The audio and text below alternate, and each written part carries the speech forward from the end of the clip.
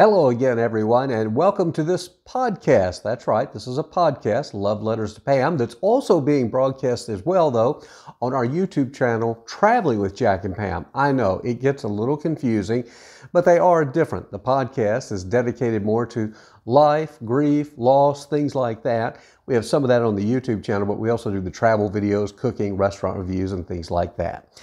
However, this particular podcast, I think, is one that I hope you will enjoy. It's basically me sharing a story about an incident that I had. No, it wasn't an incident. It was a really great encounter. Yeah, that's a better way to put that I recently had. And I think I maybe alluded to in the title, How God Used Me. And you know, if we're open to the possibilities, it's amazing how many opportunities that God does present before us. It's just a matter of us acting on those things that we see happening around us and engaging. And here's the example I want to give you. It was a Sunday morning, and I normally go to church on Sunday. Now, for the last 6 months, though, church and Sundays have been really special to me because some of you have seen some of the videos on our travel channel with my good friend from Kenya, Nicole. And I take her to church on Sundays, and then we do what we call our little American adventures. And we've done all kinds of fun things, from going to a winery, to visiting the Grand Canyon, to going to an old ghost town, to doing hikes, you name it. We've been out there doing it, exploring, and having a really good time. But on this Sunday, she had some other things that she needed to take care of. And so it was the first time in a while that I had to face going to church alone. And I've talked about before how going to church alone has been a real challenge for me after losing Pam. It's hard to put a finger on it, but those of you who have gone through grief and loss know what I mean. It's just kind of a tough place sometimes because, you know, the churches are filled with couples and families and kids and all that good stuff. But mind you, I do enjoy going to church where I do, but I guess my friend has been a bit of a crutch for me because she has made it easier. And I have found that, you know, we're not a couple, so to speak, but we're two friends who are there together, and it just makes it easier. I don't know how to describe it. It just is. But putting that all aside, so it's Sunday morning, and I wake up and I'm just not feeling it. I'm going, I don't know, God. I said, maybe I'll just skip church today, and I'll head off towards the mountains and do a really nice hike because we had actually planned a possible hiking trip for that Sunday after church as well, but since she wasn't around, you know, that kind of blew up the plans. And then I started thinking, I kind of feel God nudging at me saying, no, you need to go to church. Now, again, if you're not a believer and you're not a Christian and church is not your thing, that's okay. That really is. I mean, because that's the thing about Christianity and beliefs and things like that. It's up to you. Nobody's going to force you into that. But again, this was just something that I feel that I need in my life.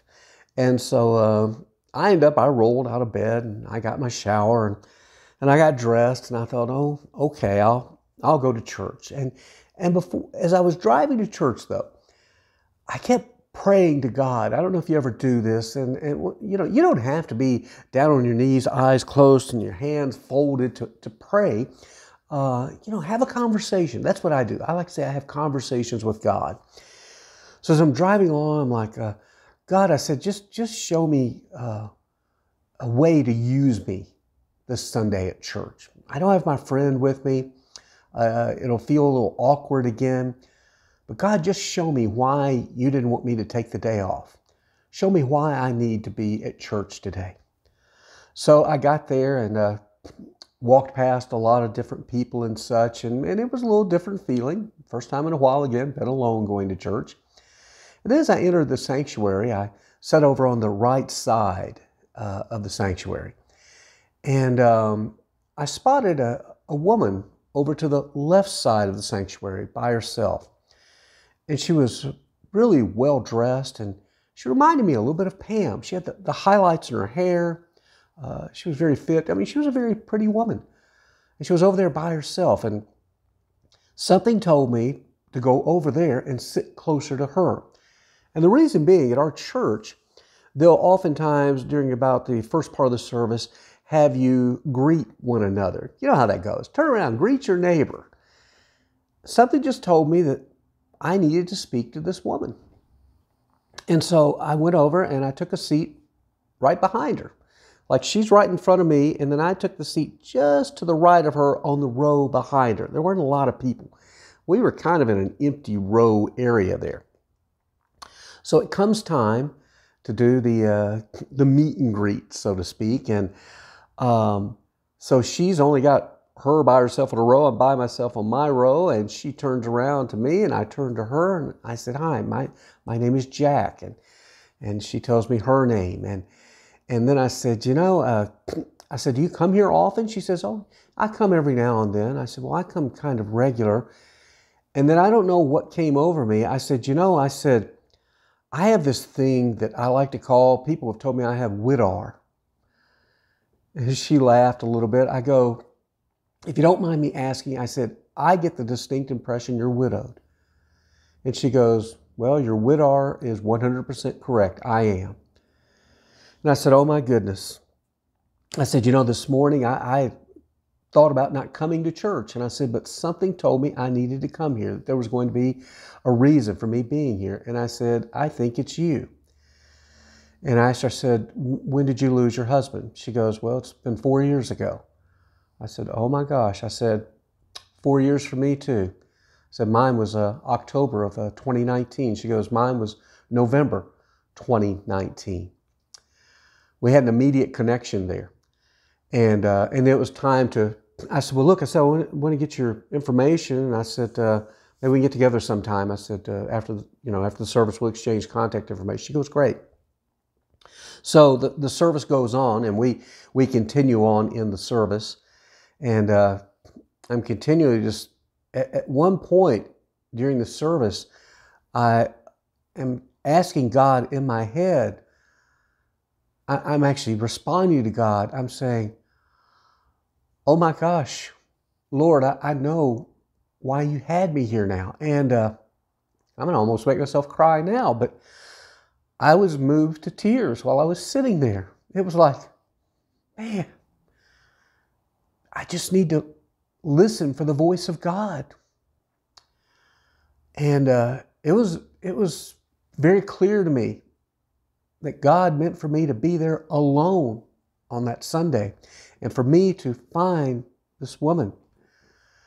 So the service ends, and then she walks over to say hi to this guy there who I know too, and they start talking, and he goes, "You two know each other?" And I said, "Yeah, we just met." And so we're all talking a little bit, and then that conversation breaks up, and then we're both walking back to pick up a couple of items we'd left in our seats, and something told me. I just asked her, I said, I said, "It's fine if you can't." I said, "Any chance you'd want to go to lunch and we can continue our conversation?" She goes, "I would love that." She goes, "Believe it or not," she has a teenage son. She goes, "My son is not in town this week. I got no reason to have to run back home." She goes, "That would be great." And so we agreed upon a place, and we drove there, and we met, and we talked, and we talked, and we talked. A lunch that started just around 12 noon didn't end until 3:30 in the afternoon. And I won't get into all the details of the discussion and such. We discussed some hard things. We discussed a few lighter moments. We discussed our kids. And of course, we talked about our spouses. And that's what those of us who are widowed, we want to do. And I loved hearing about her husband. And I think she enjoyed hearing the stories about my wife.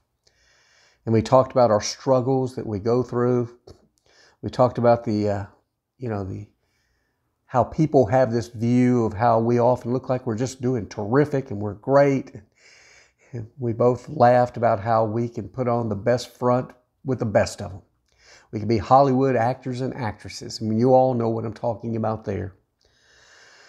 And I said, "Well, look," I said, "here's my card." I know I'm old school. I still have business cards for my work. I said, "My phone number and email address is on there." I said, "I'd love to hear from you again. Maybe we could do this again sometime. Lunch, coffee." I said, "Love to meet your son as well." And she says, "Gosh," she says, "I don't have cards." She says, "I keep telling myself I need to have some cards made up." And she has a professional career. I'm not going to get into details. Don't want to give out all that information. Didn't give you names for reasons.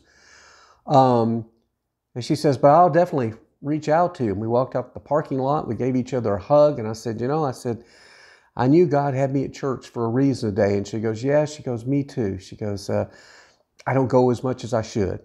And I told her, I said, well, I hope you'll contact me. I said, I really hope you'll send me your contact information. Maybe we do this again sometime. I don't know if I'll ever hear from her again, and who knows if we'll run into each other again at that church. We may not. But the bottom line is that on this particular Sunday, God used me. God used me in a very special way, and God used her as well, as two people who continue to find and navigate their way through this life that we have now without our loved ones, came together on this particular Sunday. And I guess what I want to say is, I thank God for encouraging me to get out of bed, go to church, and not go up in the mountains and hike. I thank God that my friend from Kenya, Nicole, who's in our videos from time to time, I thank God that He had her doing other things on this day. This all worked out beautifully. And that's the thing about God. For those of us who are believers, sometimes it's hard to see what He's trying to teach us and show us. But, and I'm very stubborn about that too, but I find that when I finally just let go and let God be God and let God drive the car instead of Jack driving the car, that I have some incredible moments. And it was a good moment. It was a good Sunday. So that's about it. I think we'll just close on that note and say what I like to say. And this one really seems true this time. Have a great day. Better yet, a better tomorrow. Bye now.